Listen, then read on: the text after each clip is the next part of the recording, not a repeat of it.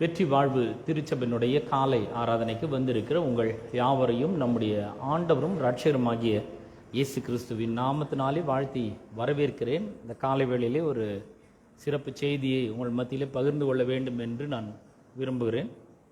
எசேக்கியேல் தீர்க்கதரிசன புஸ்தகம் 37ஆம் அதிகாரத்துக்கு நம்முடைய வேதத்தை திருப்புவோம். எசேக்கியேல் 37ஆம் அதிகாரம், உலர்ந்த எலும்புகளின் பள்ளத்தாக்கு என்ற தலைப்பிலே நான் உங்களுக்கு இன்றைக்கு போதனைகளை கொடுக்க வேண்டும் என்று விரும்புகிறேன்.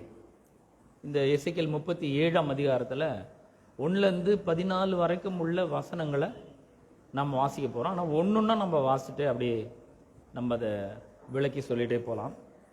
1ஆம் வசனத்தை நான் உங்களுக்காக வாசிக்கிறேன். எசேக்கியேல் 37ஆம் அதிகாரம் 1ஆம் வசனம், கர்த்தருடைய கை என்மேல் அமர்ந்து கர்த்தர் என்னை ஆவிக்குள்ளாக்கி வெளியே கொண்டு போய் எலும்புகள் நிறைந்த ஒரு பள்ளத்தாக்கின் நடுவிலே நிறுத்தி என்னை அவைகளின் அருகே சுற்றி நடக்க பண்ணினார்.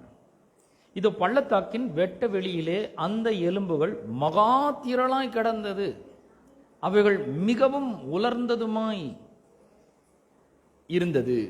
அவர் என்னை நோக்கி, மனுபுத்திரனே, இந்த எலும்புகள் உயிரடையுமா என்று கேட்டார். அதற்கு நான், கர்த்தராகிய ஆண்டவரே, தேவரீர் அதை அறிவீர் என்றேன். அப்பொழுது அவர், நீ இந்த எலும்புகளை குறித்து தீர்க்க தரிசனம் உரைத்து அவைகளை பார்த்து சொல்ல வேண்டியது என்னவென்றால், உலர்ந்த எலும்புகளே, கர்த்தருடைய வார்த்தையை கேளுங்கள். பிரியமானவர்களே, நாம் இந்த அற்புதமான வேத பகுதியை நான் இப்போ ஒரு 4 வசனம் வரைக்கும் நான் வாசித்தேன். இந்த எசேக்கியேல் தீர்க்கதரிசி நீங்கள் பார்த்தீங்கன்னா, அவர் அந்த சிறைப்பட்டு போன தேசத்திலே அவர் தீர்க்க தரிசனம் உரைக்கிறவராக இருக்கிறார். இவர் தீர்க்க தரிசனம் உரைக்கிறாரு, ஆனால் எங்கே சிறைப்பட்டு போனாரோ அந்த இடத்திலே அவர் இருக்கிறார். சில தீர்க்கதரிசிகள் சிறைப்பட்டு போகிறதுக்கு முன்னாடி தீர்க்கதரிசனம் உரைப்பாங்க, சிலர் சிறைப்பட்டு சிறையிருப்பிலிருந்து திரும்பி வந்த பிறகு தீர்க்கதரிசனம் உரைப்பார்கள். தானியேல், எசேக்கியேல் போன்றவர்கள், இவர்கள் எல்லாம் என்ன பண்றாங்கன்னா, அந்த சிறையிருப்பின் மத்தியிலே அவர்கள் தீர்க்கதரிசனம் உரைக்கிறதை நாம் இங்கே பார்க்கிறோம். அது மாத்திரமல்ல, இந்த 37ஆம் அதிகாரம் 1லிருந்து 14 வரைக்கும் உள்ள வசனங்கள்ல ரொம்ப முக்கியமான வார்த்தை என்னவென்றால், இந்த இடத்துல இந்த எலும்புகள், மனுபுத்திரன், இந்த எலும்புகள் உயிர் அடையுமா என்று கேட்கிறார். ஆண்டவர் எசேக்கியேலை பார்த்து கேட்கிறார். எசேக்கியேல கர்த்தருடைய கரம் எசேக்கியேல் மேல அமர்கிறது. கரம் அப்படின்னு சொல்லும் பொழுது அது வல்லமையை குறிக்கிறது. அவர் சொல்ற பலத்த கையினாலும் ஓங்கிய புயத்தினாலும்ன்றாரு. அப்புறம் கரம் அப்படின்னு சொல்லும்பொழுது அது ஒரு உயர்ந்த ஸ்தானத்தை, வல்லமையான ஒரு பொசிஷனை குறிக்கிறது. கிறிஸ்துவை உயிரோடு கூட எழுப்பி உன்னதங்களில் அவருடைய வலது பாரிசத்தில் உட்கார வைக்கிறார். அப்படிப்பட்ட ஒரு வல்லமை, அதிகாரம் நிறைந்த ஒரு காரியத்தை குறிக்கிறது. அப்ப கடவுளுடைய வல்லமை எசேக்கியேல் தீர்க்கதரிசி மேல அமர்ந்தது. அந்த பவர் ஆஃப் காட் எசேக்கியேல் மேல அமர்கிறது. அது மட்டும் கிடையாது, அவரை அந்த எசேக்கியேல் தீர்க்கதரிசி என்ன பண்றார், கர்த்தர் ஆவிக்குள்ளாக ஆக்குகிறார். ஆவிக்குள்ளாக்கி அவர் ஒரு எலும்புகள் நிறைந்த ஒரு பெரிய பள்ளத்தாக்கு, அந்த பள்ளத்தாக்குன்னு நடுவுல கொண்டு போய் நிறுத்துறாரு. இவர் சுத்தி பார்க்கிறாரு, இந்த பக்கம் பார்க்கிறாரு, அந்த பக்கம் பார்க்கிறாரு. எந்த பக்கம் பார்த்தாலும் ஒரு ட்ரை போன்ஸ் உலர்ந்து போன எலும்புகள், ரொம்ப காஞ்சி போயிருக்குது, உலர்ந்து போய் இருக்கிறது. ஆண்டவர் என்ன பண்றாருன்னா, இவர் மேல அந்த வல்லமையை கொடுத்து அவருக்குள்ள அந்த ஆவியை அவருக்கு ஆவிக்குள்ளாக்கி இவர் என்ன பண்றாரு, அந்த பள்ளத்தாக்குகளின் நடுவே சுற்றி நடக்க பண்றாரு. இந்த எலும்புகளை சுற்றி நடந்தவா அப்படின்னு சொல்லிட்டு அவர் எசேக்கியேலை கையை பிடிச்சி அப்படியே கூட்டிட்டு வர்றாரு பாருங்க. பள்ளத்தாக்கின் வெட்ட வெளியிலே அந்த எலும்புகள் இருக்கிறது. ஓப்பன் கிரவுண்ட்ல இருக்கு அந்த எலும்புகள்.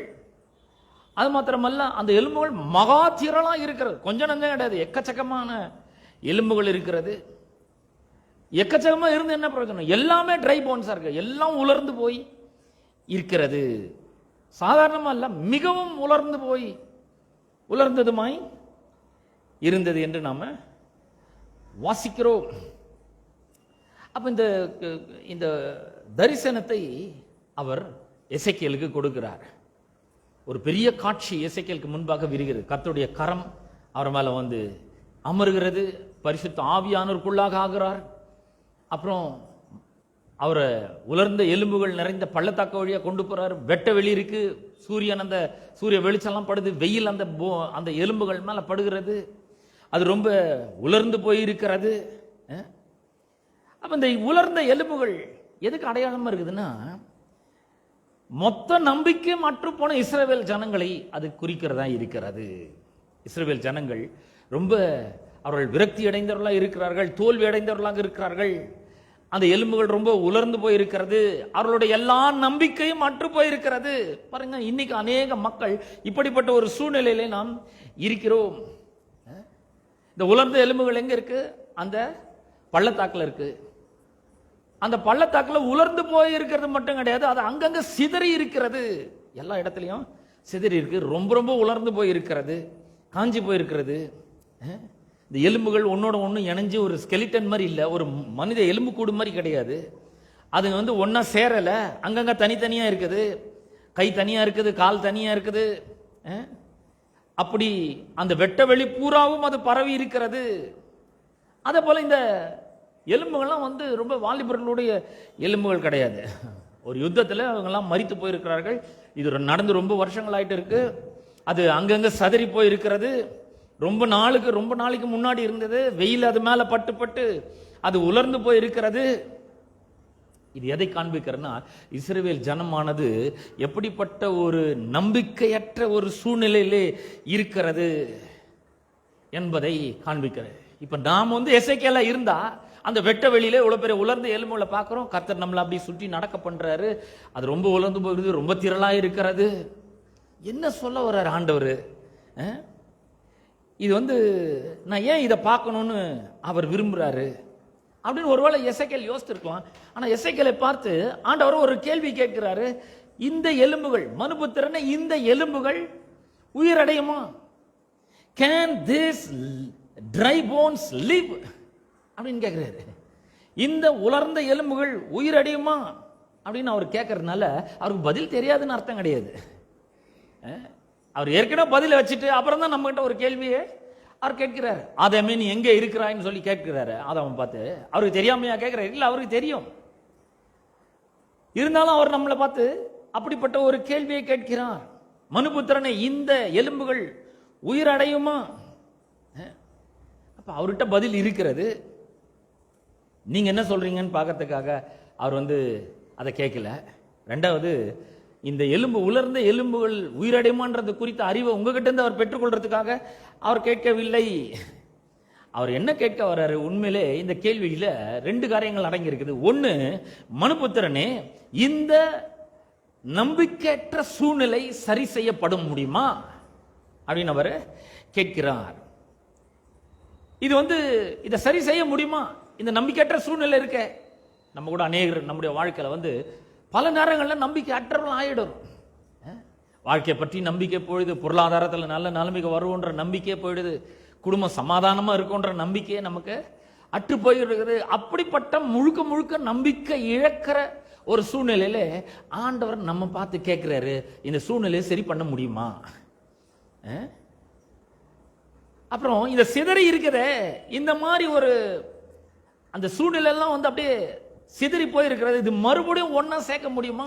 அநேக குடும்பங்கள் பிரிந்திருக்கிறது, அநேக திருமணங்கள் உடஞ்சி சதறி போயிருக்கிறது, அநேகருடைய பொருளாதாரம் சிதைந்து போயிருக்கிறது, அநேகருடைய சமாதானம் சிதைந்து போயிருக்கிறது, வேலை இல்லாமல் இருக்கிறார்கள், வருமானம் இல்லாமல் இருக்கிறார்கள், வியாபாரத்தில் தொய்வோடு இருக்கிறார்கள், அந்த வியாபாரமே சீர்கட்டு போயிருக்கிறது, வளர்ந்து போயிருக்கிறது, ரொம்ப நாள் ஆச்சு இதுல வருமானம் பார்த்து. இப்படிப்பட்ட சூழ்நிலை நிறைய பேருக்கு இருக்கு. நிறைய பேர் அந்த மாதிரி ஒரு சூழ்நிலையில் அவர்கள் இருக்கிறார்கள். கர்த்தர் பார்த்து கேட்கிறாரு, நீ சுத்தி பாரு,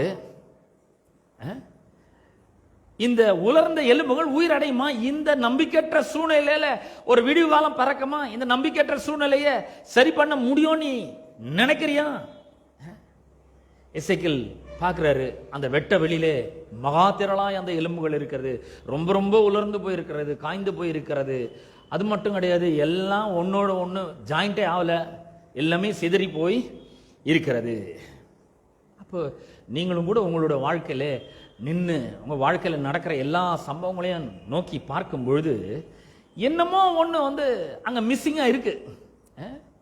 ஏதோ ஒரு விதத்துல நமக்கு நம்பிக்கை இல்லாம இருக்குது. மூஞ்செல்லாம் நம்ம தொங்க போட்டுக்கிறோம், என்னமோ தெரியல, ஒரு முகத்துல ஒரு பெரிய சந்தோஷம் இல்லை, சமாதானம் இல்லை, அப்படிப்பட்ட ஒரு சூழ்நிலையில் இருக்கிறோம். என்னமோ நம்மளை வந்து அது நம்மளை பாதித்து கொண்டே இருக்கிறது, ஒரு எண்ணம் நம்மளை பாதித்து கொண்டே இருக்கிறது. சார் எல்லாமே இந்த மாதிரி இருக்கு. எசேக்கியேல் கொஞ்சம் எடுத்து பாருங்க, அவரை சுற்றி பாருங்க, எல்லாம் செத்து போயிருக்குது, எல்லாம் காஞ்சி போயிருக்குது, ஆனா ரொம்ப திரளா இருக்குது. இருந்து என்ன பிரயோஜனம்? எதுவுமே வந்து ஒன்னோட ஒண்ணு சேர்ந்து இல்லை, எல்லாம் தனித்தனியா இருக்கிறது. இது வந்து ஒன்றும் ஆகன்றதுக்கு எந்த விதமான நம்பிக்கையுமே கிடையாது. அப்படிப்பட்ட ஒரு எலும்புகள் உயிரடையுமா? அப்படிப்பட்ட ஒரு நம்பிக்கை வருதா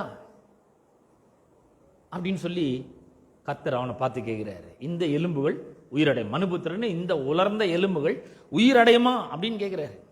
இதை திரும்ப முன்பிருந்த நிலைமைக்கு கொண்டு வர முடியுமா? இதை சரி செய்ய முடியுமா? இந்த திருமணத்தை உடைஞ்சு போயிருக்குதே, தனித்தனி பிரிஞ்சு போயிருக்குதே, கணவனும் மனைவியும் பிள்ளைகளும் ஒரு பக்கம் பிரிந்து போயிருக்கிறார்களே, இந்த நிலைமையை சரி பண்ண முடியுமா? இதை முன்பிருந்த சந்தோஷமான ஒரு நிலைக்கு கொண்டு வர முடியுமா? வியாபாரம் இவ்வளோ தொய்ந்து போயிருக்கிறதே, நஷ்டம் அடைந்து கொண்டு இருக்கிறதே, அதை வந்து சரி செய்ய முடியுமா அப்படின்னு எசேக்கியேலை பார்த்து கேட்கிற. எசேக்கியேல் சொல்றாரு, என்ன சொல்றாரு பாருங்க, அதற்கு நான் கர்த்தராகி ஆண்டவரே தேவரீர் அதை அறிவீர் என்றேன். என்ன அற்புதமான ஒரு பதில் பாருங்க. அதாவது அவன் என்ன சொல்ல வரான்னா, ஆண்டவர் எனக்கு தெரியாது, ஆனா உமக்கு தெரியும்.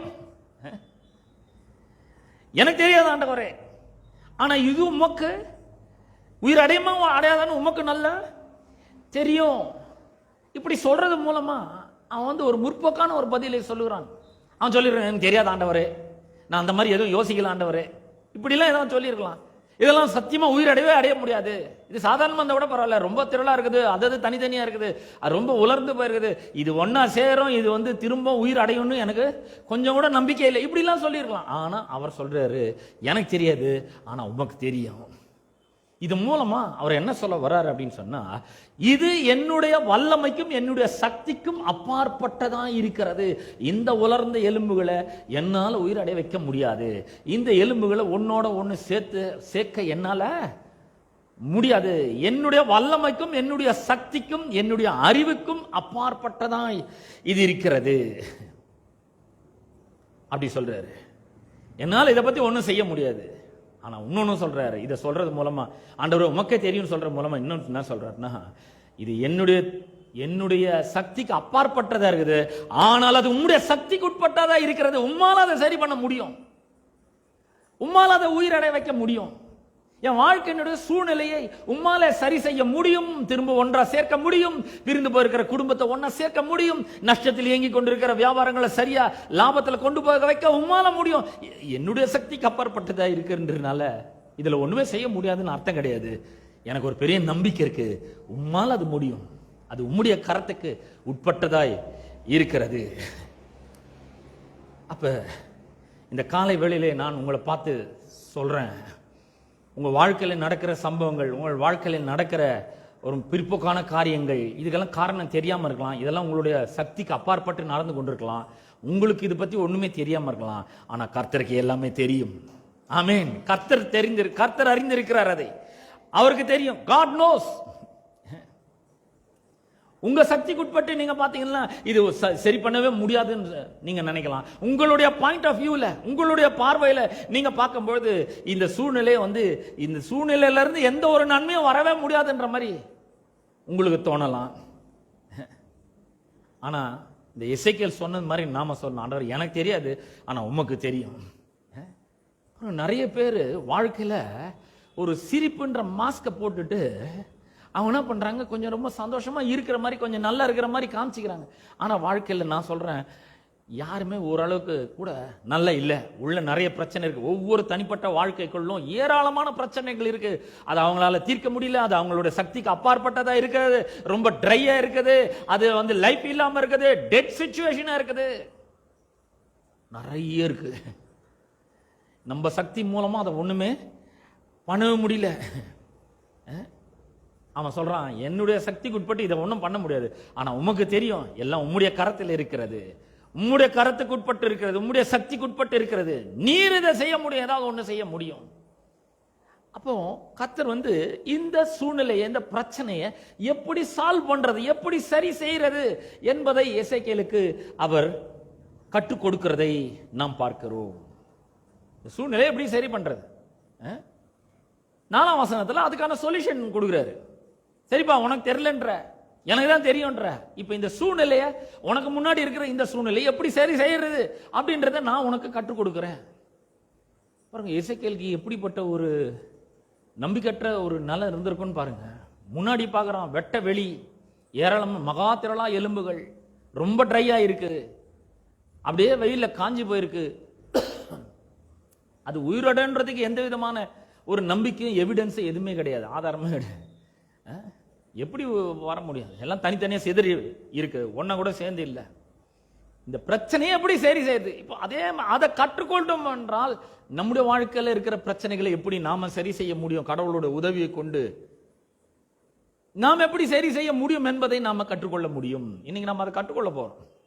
எசேக்கியேலுக்கு ஆண்டவர் கற்றுக் கொடுக்குறோம். உனக்கு முன்னாடி இவ்வளவு பெரிய பிரச்சனை இருக்கலாம், கடினமான சூழ்நிலை இருக்கலாம், ஆனா இதுல இருந்து ஏதாவது ஒரு நன்மை வருமானத்துக்கு எந்த ஒரு ஆதாரமும் இல்லாம இருக்கலாம், ஆனா அதை எப்படி சரி செய்யறதுன்னு நான் உனக்கு கற்றுக் கொடுக்குறேன் அப்படின்னு சொல்லி அவனுக்கு கொஞ்சம் கொஞ்சமா கற்றுக் கொடுக்க ஆரம்பிக்கிறார். 4ஆம் வசனத்துல அவர் சொல்றாரு, அப்பொழுது அவர், நீ இந்த எலும்புகளை குறித்து தீர்க்க தரிசனம் உரைத்து, எப்படி சொல்றாரு பாருங்க, இந்த உனக்கு முன்னாடி இருக்கிற சூழ்நிலை மாற வேண்டும் என்றால், நம்பிக்கையற்ற சூழ்நிலை மாறணும்னா, இந்த உலர்ந்த எலும்புகள் உயிரடையும்னா, உனக்கு முன்னாடி இருக்கிற டெட் சிச்சுவேஷன் லைவா வரணும்னா, உயிர் அடையணும்னா நீ என்ன பண்ணும்?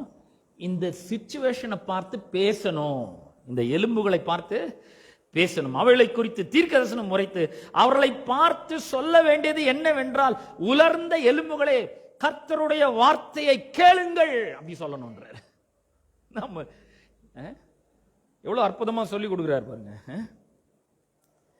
அப்ப இந்த மாதிரி சொல்லும் பொழுது, இப்ப நீங்க நாம எசேக்கியேல் மாதிரி நம்ம நினைச்சுப்போம், உலர்ந்த எலும்புகள் மகா திரளா இருக்குது, ரொம்ப ட்ரையா இருக்குது, எல்லாம் சிதறடிக்கப்பட்டு இருக்குது, தனித்தனியா இருக்கு எலும்புகள்லாம்.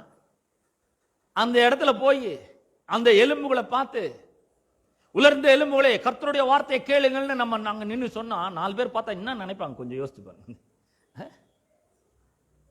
கொஞ்சம் இதை யோசித்து பார்க்கணும். நமக்கு இந்த மாதிரி ஒரு சிச்சுவேஷன் வருது, அதை தான் கர்த்தர் சொல்றாரு, தீர்க்க தரிசனம் உரைத்து உலர்ந்த எலும்புகளை கர்த்தருடைய வார்த்தையை கேளுங்கள் அப்படின்னு சொல்லும் பொழுது அவர் என்ன சொல்ல வர்றாருன்னா, ஒண்ணு, பரிசுத்த ஆவியானவருடைய வல்லமையோடு பலத்தோடு நீ என்ன பண்ணணும்? தீர்க்க தரிசனம் உரைக்கணும். பரிசுத்த ஆவியானவருடைய பலத்துல நீ பேச வேண்டும். உன்னோட பலத்துல பேசாதப்பா. இந்த சூழ்நிலை உன்னுடைய கை மீறினதா இருக்குது, சக்திக்கு அப்பாற்பட்டதா இருக்குது. உனக்கு இப்ப என்ன பண்ணணும்? பரிசுத்த ஆவியானவருடைய வல்லமை வேணும், பரிசுத்த ஆவியானவருடைய ஸ்ட்ரென்த் வேணும். Speak in the strength of the holy spirit. அதை தான் கர்த்தர் சொல்றாரு. உங்களுக்கு ஒரு கேள்வி, என்னையா நீங்க பேசணும்னா நான் பேசிடுவேன், ஆனா பரிசுத்த ஆவியானவருடைய பலத்தோட பேசணும்னா நான் எப்படி பேசுறது? எப்படி பேசுறதுன்னா, நீங்க ஜபத்துல நேரத்தை செலவிட வேண்டும். அப்புறம் கர்த்தரை துதித்து ஆராதிக்கிறதுல நேரத்தை செலவிட வேண்டும். அதுக்கப்புறம் கடவுளுக்கு நாம பரிசுத்த ஆவியானுடைய பலத்தோட ஒன்னு சொல்றாரு, இது உனக்கு கைக்கு மீறின விஷயமா இருக்குது, இது உன் சக்திக்கு மீறினதா இருக்குது, இந்த சூழ்நிலையை மாத்தணும். அதைத்தான் நானும் விரும்புறேன், நீயும் விரும்புற. இது எப்பதான் மாறணும், எப்படியாவது கொஞ்சம் மாறினா நல்லா இருக்கும். இந்த பொருளாதார சிக்கல்கள் மாறணும், குடும்ப சூழ்நிலை எல்லாம் மாறணும். எவ்வளோ நாள் வேலைக்காக வெயிட் பண்ணிடுறேன், ஒரு வேலை கிடைக்கணும். ப்ரொமோஷனுக்காக வெயிட் பண்ணுகிறேன், ப்ரொமோஷன் கிடைக்கணும். சமாதானம் இல்லாம இருக்குது, சமாதானம் உண்டாகணும். சந்தோஷமே இல்லாம இருக்குது வாழ்க்கையில, சந்தோஷம் உண்டாகணும். கொஞ்சம் நிம்மதி உண்டாகணும், கொஞ்சம் நல்லா இருக்கணும் வாழ்க்கை. இப்படிதான் நீ யோசிக்கிற. இதை சரி பண்ணணும்னு என்ன பண்ணணும்? பரிசுத்த ஆவியானவருடைய பலத்தோட பேசணும். அப்படின்னா என்ன அர்த்தம்னா, நம்ம ஜபத்துல கொஞ்சம் நல்லா ஜெபிக்கணும். அதுக்கப்புறம் கர்த்தரை துதித்து ஆராதிக்கணும். அதுல ஒரு பெரிய பவர் இருக்கு, உள்ள ஒரு இன்னர் ஸ்ட்ரென்த் பில்ட் ஆகும். பாட்டு பாடியே நிறைய பேர் ஜெயிச்சிருக்காங்க. தாவீது வனாந்தரத்துல பாட்டு தான் பாடினா, எவ்வளவு சங்கீதம் எழுதியிருக்கான் பாருங்க.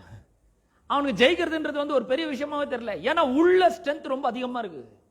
கோலியாத்துக்கு மசில் பவர் நிறைய இருக்கு, ஆனா தாவீதுக்கு இன்னர் ஸ்ட்ரென்த் ரொம்ப அதிகமா இருக்குது. யோசபாத் ராஜா 2 நாளாகும் 20ஆம் அதிகாரத்தில் நீங்க பாத்தீங்கன்னா அவனை எதிர்த்து ஏராளமான 3 ராஜாக்கள் எதிர்த்து வராங்க. அவனுக்கு சக்தி இல்ல, பலன் இல்ல, படை பலம் இல்ல, ஒண்ணும் இல்ல, ஆனா இன்னர் ஸ்ட்ரென்த் இருக்கு. அவன் சொல்றான், என் கண்ணை உம்மை நோக்கி இருக்குது, என்ன பண்றேன்னு தெரியாது, ஆனா என்னோட கண்கள் உம்மை நோக்கி கொண்டு இருக்கிறது, நான் பாடகரை நிறுத்துறேன். நீ சொல்லியிருக்கிற இந்த யுத்தம் எந்த கிடையாது, உங்களது கிடையாது, என்னதுன்னு சொல்லி இருக்கிறீரு, ஆகவே தான் நான் நம்புறேன். என்ன பண்றாங்க, பாடகரை நிறுத்துறாங்க. மசில் பவர், அதுக்கு அந்த துதி ஆராதனைக்கு முன்னாடி மசில் பவர் நிக்க முடியல. பவுலும் சீலாவும் கொஞ்சம் யோசித்து பாருங்க. அப்போஸ்தலர் 16ஆம் அதிகாரத்துல துதித்து ஆராதிக்கிறாங்க. எப்போ? நடுராத்திரி இல்ல, அவங்க கையெல்லாம் சங்கிலியில கட்டப்பட்டிருக்குது, காலெல்லாம் சங்கிலியில கட்டப்பட்டிருக்குது. அவங்க துதித்து ஆராதிக்கும் பொழுது அந்த இடம் பூமி அதிர்ச்சி வந்த மாதிரி ஒரு பெரிய ஒரு அசைவு உண்டாகிறது. சொல்லிட்டே போயில இருக்கான், எரிவ மதில் எடுத்துக்கோங்க, அது நம்ம என்னைக்கு போய் கடப்பாறை எடுத்து போய் இடிச்சு தள்ளுறது மதியில. அந்த பவர் ஒன்றும் பண்ண முடியாது. ஏன்னா அவங்களோட சக்திக்கு மீறினதா இருக்குது, அவங்களுடைய வல்லமைக்கு மீறினதா இருக்குது, அவங்களோட கைக்கு மீறின ஒரு காரியமா இருக்குது. சூழ்நிலை ரொம்ப கடுமையா இருக்குது. இவங்களால போய் இடிச்சு அதை தள்ளி எல்லாம் பண்ண முடியாது. கர்த்தர் சொல்றாரு, டெய்லி ஒரு முறை சுத்தி வா, 6வது நாள் 6 முறை சுத்தி வா, 7வது முறை சுத்தி வரும்போது 6 பறை நான் சொல்லும் போது பாட்டை பாடு. கர்த்தர் நல்லவர், அவரை துதியுங்கள், அவர் கிருபை என்று முள்ள சொன்ன உடனே அவ்வளவு பெரிய மதில் இடிஞ்சு விழுந்து எல்லாம் கடகடன் என்ன பண்ணிட்டாங்க, எரிகோக்குள்ள ஏற ஆரம்பிச்சாங்க. அப்ப இந்த மாதிரி வந்து நம்ம பாடல்களை பாடி கர்த்தரை துதித்து ஆராதிக்கும் பொழுது உள்ள ஒரு பெரிய ஸ்ட்ரென்த் எழும்புகிறது, ஒரு யான பலம் எழும்புகிறது, பயங்கரமான ஒரு பவர் ஸ்ட்ரென்த். பார்த்தலாம், இது பொருளாதார பிரச்சனை, கடனா நானான்னு பாத்துறேன், நான் குடும்ப சண்டையா இல்ல நானான்னு பாத்துறேன். அப்படி ஒரு பெரிய ஒரு பலன் உள்ள எழும்புகிறது, நமக்கு தெரியாது பாருங்க. எபேசியர் 5ஆம் அதிகாரம் 19ஆம் வசனத்துல அவர் சொல்றாரு, நீங்கள் துன்மார்க்கத்துக்கு ஏதுவான மதுபான வெறி கொள்ளாமல் ஆவினாலே நிறைந்து உங்கள் இருதயங்களிலே கர்த்தரை பாடி கீர்த்தனம் பண்ணி, சங்கீதங்களினாலும் ஞான பாட்டுகளினாலும் கர்த்தரை பாடி கீர்த்தனம் பண்ணுங்கள். ஏன்? ஏன்னா உள்ள ஒரு பெரிய ஸ்ட்ரென்த் எழும்ப ஆரம்பிக்கிறது. அதுக்கப்புறம் பேசும்பொழுது காரியங்கள் ரொம்ப வேகமா நடக்க ஆரம்பிக்கிறது. ஏன்னா நம்ம ஆவியானவரால நிரம்பினவர்களாய் பேசுகிறோம். அப்ப தீர்க்கதரிசன உரைனா அதுதான். அது சும்மா போய் சொல்லி இருக்கக்கூடாது, நல்லா ஜெபிக்கணும், ஆவில நிரம்பி ஜெபிக்கணும், அதுக்கப்புறம் நல்ல பாடலாம் பாடணும், அதுக்கப்புறம் கடவுளோட வார்த்தை எடுத்து உள்ளத்தை அதனால நிரப்பணும், அதுக்கப்புறம் பேசணும். பாருங்க, பேசினா ஒரு பெரிய வித்தியாசம் நம்முடைய வாழ்க்கையில ஏற்படும். எவ்வளவு பெரிய சூழ்நிலை இருந்தாலும் அதெல்லாம் மாறி போயிட ஆரம்பிக்கிறது, எவ்வளவு பெரிய கஷ்டனாலும் அது நீங்க ஆரம்பிக்கிறது, எவ்வளவு பெரிய தடைனாலும் அதெல்லாம் உடைச்சி எரிய ஆரம்பிக்கிறோம், முன்னேறி செல்ல ஆரம்பிக்கிறோம். அப்ப ஒண்ணு ஆவியானவருடைய பலத்துல பேசுது, 2வது கர்த்தர் என்ன சொல்றாரோ அதையே நாமும் சொல்லுவது. யோசுவா 1ஆம் அதிகாரம் 8ஆம் வசனத்துல கர்த்தர் சொல்றாரு, இந்த நியாயப்பிரமாண புஸ்தகம் உன் வாயை விட்டு பிரியாது இருப்பதாக, இதில் எழுதியிருக்கும்படி எல்லாம் செய்ய நீ கவனமா இருக்கும்படிக்கு இதையே நீ இரவும் பகலும் இதே தியானிப்பாயாக, அப்பொழுது நீ உன் வழியை வாய்க்க பண்ணுவாய், புத்திமானாய் நடந்து கொள்வாய், உனக்கு நல்ல வெற்றி உண்டாகும்ன்றாரு. அப்ப கர்த்தர் நான் சொல்லி இருக்கிறாரு, அதே நாம சொல்லுகிறவர்களாக இருக்கிறோம். ஏன்னு சொன்னா இங்க அவர் சொல்றாரு,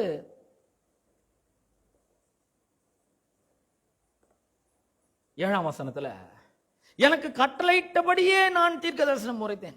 முதல்ல வந்து ஆவியானோட ஸ்ட்ரென்த்னால நம்ம பேசணும் சொன்னோம். 1ஆம் வசனத்துல கர்த்தர் என்னை ஆவிக்குள்ளாக்கி.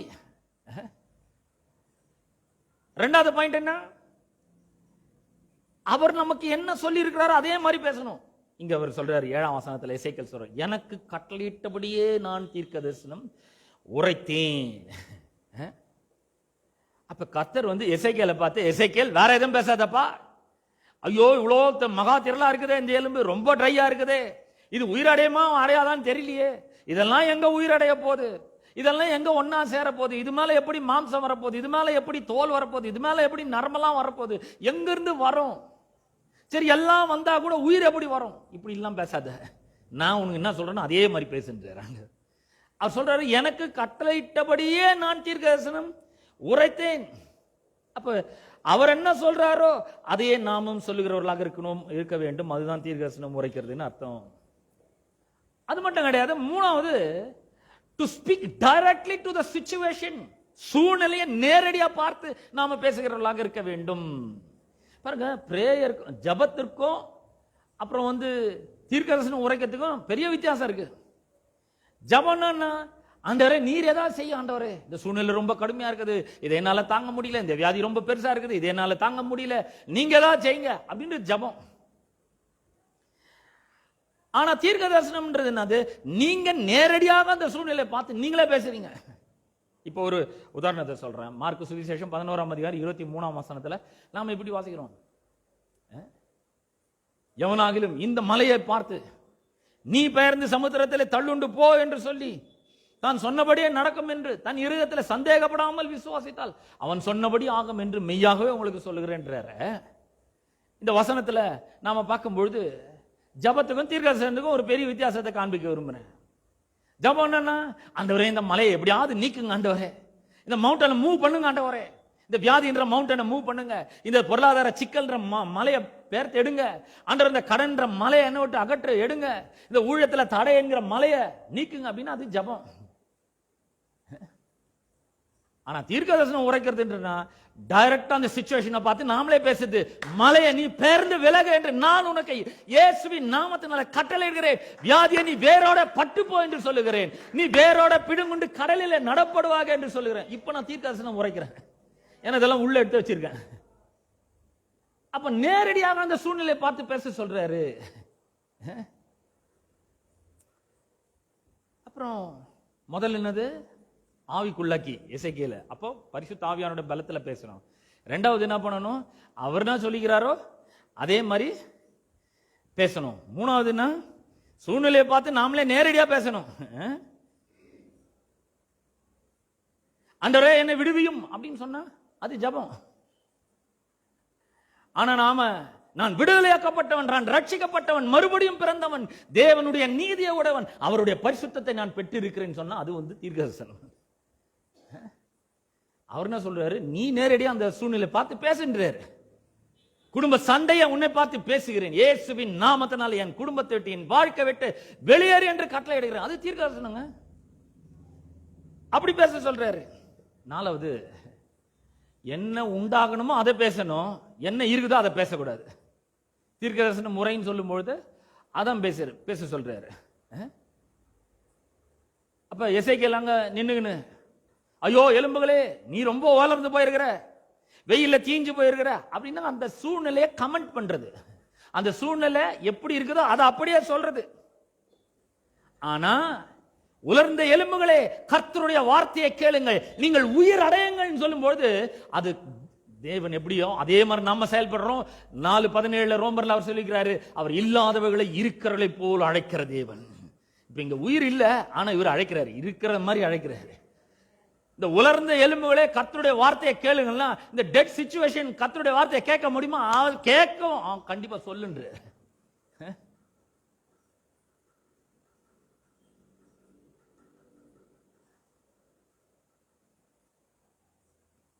லூக்கா 7ஆம் அதிகாரத்துல நாயின் ஒரு விதவையினுடைய மகன் செத்து போய் பாடையில கல்லறை தூக்கின்னு போயிட்டு இருக்காங்க. அந்த அம்மாவை பார்க்குறாரு, மனதுருகிறாரு, ஐயோ புருஷனும் போயிட்டான் மகனும் போயிட்டு இருக்கிறான். இப்போ பாடையை வந்து தொட்டார். தொட்டோன்னு நம்ம மரித்தவன் உயிரோடு எழுந்து உட்காந்து பேச ஆரம்பிக்கிறான். பிரியமானவர்களே, நான் சொல்றேன், ஒரு மரித்து போன ஆளே இவருடைய சத்தத்தை கேட்டு அவன் உயிரோடு எழும்ப முடியும். யவீருடைய மகள் 12 வயசு செத்து போயிருக்கலாம். அவர் சொல்றார், சிறு பெண்ணை எழுதுரு. எங்க உயிரோட இருந்தாவே அன்கான்சியஸா இருந்தா நம்ம சொல்றதெல்லாம் கேட்கவே கேட்காது. இவ செத்து போயிருக்கிறா, ஆனா அவர் சொல்றார், சிறு பெண்ணை எழுதுரு என்று நான் உனக்கு சொல்கிறேன், தலித்த கூமி அப்படின்றாரு. என்ன பாருங்க, அவருடைய வார்த்தையில அவ்வளவு பெரிய உயிர் இருக்குங்க. இந்த உயிர் வார்த்தையிலிருந்து போய் இந்த மரித்த சரீரத்தை உயிர் பெற வைக்கிறது. நான் சொல்றேன், மரித்த ஆளே உயிரோட எழுமாறானா? மரித்த சூழ்நிலை எழும்பாதா? மரித்த சூழ்நிலை மாறாதா? உங்களுக்கு நம்பிக்கை பிறக்காதான்னு கேட்கிற. கண்டிப்பா நம்பிக்கை பிறக்கும். உங்களுக்கு சுகம் உண்டாகும், பொருளாதார செழிப்பு உண்டாகும், ஆசீர்வாதம் உண்டாகும். அப்ப அவர் எப்படி இல்லாதவளை இருக்கிறவளை போல பேர் சொல்லி அழைக்கிறவர், நம்மளும் அப்படி அழைக்கணும் இல்லையா? அது வாய்ப்பே கிடையாது. மார்த்தாள் சொல்றா, லாசரு செத்து போயிருக்கிறான், மரித்து போயிருக்கிறான், மரித்து போயிட்டு அவனை கொண்டு போய் அடக்கமும் பண்ணிட்டாங்க. சுகவீனமா இருக்கிறான்னு சொல்லி அனுப்பி இவர் வரல. 2 நாள் ஏற்கனவே தாமதம் பண்றாரு. அப்ப இப்ப வந்து ஊருக்குள்ள வர்றாரு. ஊருக்குள்ள வந்தோன்னா மார்த்தாள் பாகத்துக்கு வர்றாரு. வந்த உடனே யோவான் 11ஆம் அதிகாரத்தில் நாம் அதை வாசிக்கிறோம். வந்த உடனே மார்த்தாள் அவ வந்து சொல்ற, ஆண்டவரே நீர் இங்கே இருந்திருந்தாரானால் என்னன்னாலும் சொல்றப்ப 21ஆம் வசனம் யோவான் 11:21 மார்த்தாள் இயேசுவின் இடத்தில் வந்து, ஆண்டவரே நீர் இங்க இருந்தீரானால் என் சகோதரன் மரித்திருக்க மாட்டான். என்னங்க இவ்வளவு லேட்டா வந்திருக்கிறீங்களே, முன்னாடியே அதுக்கு தான் சொல்லி அனுப்பணும். சிக்காரும் போதோ சொல்லி அனுப்பிச்சோமே, வந்திருக்கலாம்ல, இவ்வளவு லேட்டா வந்திருக்கீங்க. இங்க இருந்திருந்தா அப்படின்னு என்ன அர்த்தம்? சரீர பிரகாரமா நீங்க இருந்திருந்தா என் சகோதரன் மரித்திருக்க மாட்டான். இப்ப செத்தாச்சு போயாச்சு, அவ்வளவுதான், இனிமேல் உம்மால ஒன்னும் பண்ண முடியாதுன்ற மாதிரி சொல்ற. 22ஆம் வசனத்துல லேசா கொஞ்சம் சொல்ற, இப்பொழுதும் நீர் தேவனிடத்தில் கேட்டுக்கொள்வது எதுவோ அதை தேவன் உமக்கு தந்தருள்வார் என்று அறிந்திருக்கிறேன். லேசா ஒரு நம்பிக்கையை அவள் காண்பிக்கிறாள். இயேசு அவளை நோக்கி, உன் சகோதரன் உயிர் தெழுந்திருப்பான் என்றார். அதற்கு மார்த்தாள், உயிர் தெழுதல் நடக்கும் கடைசி நாளிலே அவனும் உயிர் தெழுந்திருப்பான் என்று அறிந்திருக்கிறேன் என்றாள். கடைசி நாள் எதை சொல்றா? அவர் வரும்பொழுது கல்லறைகள்லாம் திறக்கப்படும், எல்லாரும் மகிமையா எழுந்திருப்பாங்களா, அதை பத்தி சொல்றா. இயேசு அவளை நோக்கி, நான் தான் கடைசி நாள், நான் தான் உயிர் தெழுதல், நான் தான் ஜீவன், என்னை விசுவாசிக்கிறவன் மரித்தாலும் பிழைப்பான். என்ன கடைசி நாள்? நான் தான் அது அப்படின்ற. I am the first and the last. I am the beginning and the end. I am the Alpha and Omega. அவர் சொல்றார் பாருங்க. விசுவாசிக்கிறியா? 27ஆம் வசனம் சொல்றோம், ஆமா விசுவாசிக்கிறேன் ஆண்டவரே, நீர் உலகத்தில் வருகிறவரான தேவகுமாரனாகிய கிறிஸ்து என்று நான் விசுவாசிக்கிறேன். விசுவாசிச்சா என்ன ஆகும்? இயேசு தேவனுடைய குமாரன் என்று விசுவாசிக்கிறவன் தான் உலகத்தை ஜெயிக்கிறவன் சொல்லிடுது. 1 அதிகாரம் 4-5 வசனங்கள்ல. அதுக்கப்புறம் சில சம்பவங்கள்லாம் நடக்குது. இதுக்கப்புறம் இயேசு கேட்கிறாரு, எங்க வச்சீங்க அவனை அப்படின்னு சொல்லி கேட்கிறாரு. அப்ப நேரம் வந்து கல்லறை கிட்ட வருகிறார்கள். மரியாளும் வந்து அதே தான் சொல்ற. 32ஆம் வசனத்துல மார்த்தாள் தான் இப்படி சொன்ன. மரியாளும் வந்து, ஆண்டவரே நீர் இங்கே இருந்திருந்தீரானால் என்னுடைய சகோதரன் மரித்திருக்க மாட்டான் அப்படின்னு. 34ஆம் வசனம், எங்க வச்சிங்க அப்படின்னு போய் அவருக்கு காண்பிக்கிறாங்க. காமிச்ச உடனே எல்லாரும் சொல்றாங்க, என்னங்க எவ்வளோ சிநேகிச்சாரு, இப்ப அழுகுறாரு. இப்ப அழுது என்ன பிரயோஜனம்? முன்னாடி வந்திருக்கணும். குருடர் கண்ணை திறந்தாரு, அப்புறம் எவ்வளவு அற்புதங்கள்லாம் செஞ்சாரு. இவனை சாகாம இருக்க பண்ணிருக்க கூடாதா? செத்து போயிட்டானுங்க அப்படின்னு எல்லாருக்குமே நம்பிக்கை போயிடுச்சு. கடைசி நம்பிக்கை என்ன கொண்டு போய் அடக்கமா பண்ணியாச்சு. அப்புறம் 4 நாளும் வர ஆயிடுச்சு. சரி கல்லறையில் இருக்கிற அந்த கல்லை தள்ளு அப்படின்னு கல்லை எடுத்து போடுங்கடா. ஐயோ வானங்க நாத்து அடிக்கும். அவன் சகோதரியை சொல்றான் வேண்டாம் அப்படின்னு. இயேசு அவளை நோக்கி, நீ விசுவாசித்தால் தேவனுடைய மகிமையை காண்பா என்று உனக்கு நான் சொல்லவில்லையா அப்படின்றாங்க. அப்புறம் அவர் ஜெபம் பண்றாரு. ஜெபம் பண்ண பிறகு 43ஆம் வசனத்துல அவர் சொல்றாரு, லாசருவே வெளியே வா என்று உரத்த சத்தமாய் கூப்பிட்டார். உரத்த சத்தமாய் கூப்பிட்டார். He was filled with the Spirit and prophesied. அவர் ஆவியினால நிரம்பி அவர் தீர்க்கதரிசனமா கூப்பிடுறார், லாசரு வா வெளியே அப்படின்னு. என்ன சூழ்நிலை பார்த்து நேரடியா பேசுறாரு. இந்த சூழ்நிலை எப்படிப்பட்ட ஒரு சூழ்நிலை? செத்து போயாச்சு. அப்புறம் செத்த உடனே என்ன பண்றாங்க? அவனை ஃபுல்லா அடக்கம் பண்றதுக்கு ரெடி பண்றாங்க. எப்படி ரெடி பண்றாங்க? தலையிலிருந்து கால் வரைக்கும் பிரேத துணிகளாலே சுற்றுகிறார்கள். நடக்கலாம் முடியாது. காலெல்லாம் கட்டியா கட்டி வச்சிருப்பாங்க. நீங்க பார்த்திருக்கீங்களா? இப்ப நம்ம ஊர்ல கூட பாத்தீங்கன்னா 2 கட்டை விரல கட்டி வச்சிருப்பாங்க. கால் கட்டை விரல இப்படி சேர்த்து கட்டி வச்சிருப்பாங்க. இங்க என்னன்னா இவங்க வழக்கம் என்னன்னா மொத்தமா துணி போட்டு சுத்தி வச்சிருப்பாங்க. காலு தலை எல்லாம் கை எல்லாம் அப்படி வச்சு அப்படியே சுத்தி வச்சிருப்பாங்க. இப்ப லாசரு வெளியே வானா எப்படி வருவான்? நான் சொல்றேன், அவன் அப்படியே மேல எழும்பி அப்படியே தான் வரான். நடக்க முடியாது, அவனுக்கு காலெல்லாம் அந்த சுத்தி இருக்குது. ஏன்னா 44ஆம் வசனத்துல நம்ம வாசிக்கிறோம், அப்பொழுது மரித்தவன் வெளியே வந்தான், அவன் கால்களும் கைகளும், நல்ல கவனிங்க, வெளியே வந்துட்டான், ஆனா கால்களும் கைகளும் பிரேத சீலைகளினால் கட்டப்பட்டிருந்தது. எப்படி வந்திருப்பான்? அப்படியே லிஃப்ட் பண்ணி அப்படியே வந்திருப்பான் வெளியே. எல்லாரும் பார்த்துட்டே இருப்பாங்க. என்ன மாதிரி பாருங்க ஒரு சூழ்நிலை. நடந்தா இருக்க முடியாதுங்க. அவன் வெளியே வந்த பிறகு இயேசு அவர்களை நோக்கி இவனை கட்டவிழ்த்து விடுங்கள் என்றாரு. நான் சொல்றேன், எவ்வளவு பெரிய கட்டு போட்டு வச்சிருந்தாலும் அதையெல்லாம் உடைச்சு அப்படியே அதை வெளியே கொண்டு வர தேவனா இருக்கிறார். உங்களுடைய சூழ்நிலை தலைகீழா மாற்ற வல்லவராய் இருக்கிறார். நம்ம என்ன பண்ணோம்? அந்த மரித்த சூழ்நிலையை பார்த்து தீர்க்கதரிசனம் உரைக்கிறவர்களா இருக்க வேண்டும். ஹல்லேலூயா.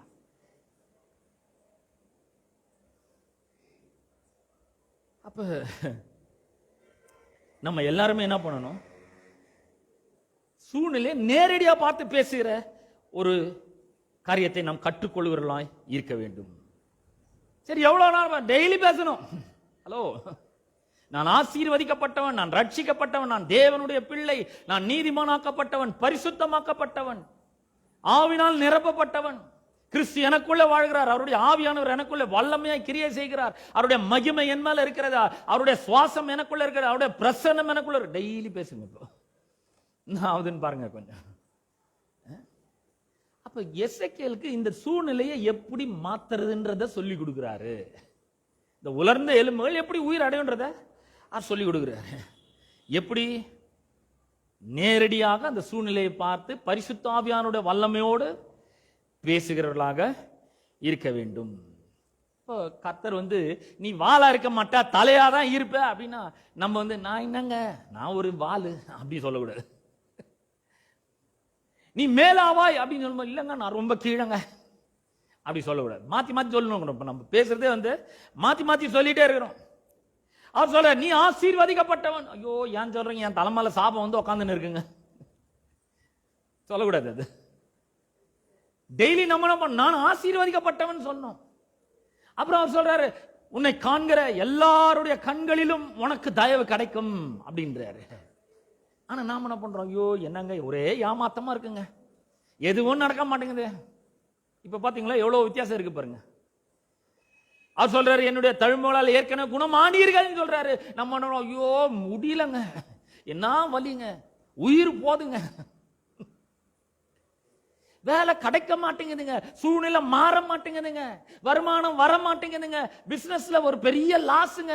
இப்படியே பேசியிருந்தா என்னைக்கு மேல வர்றது? நான் சொல்றேன், சூழ்நிலையை நேரடியாக பார்த்து கர்த்தர் என்ன சொல்கிறாரோ அதை பேசணும்.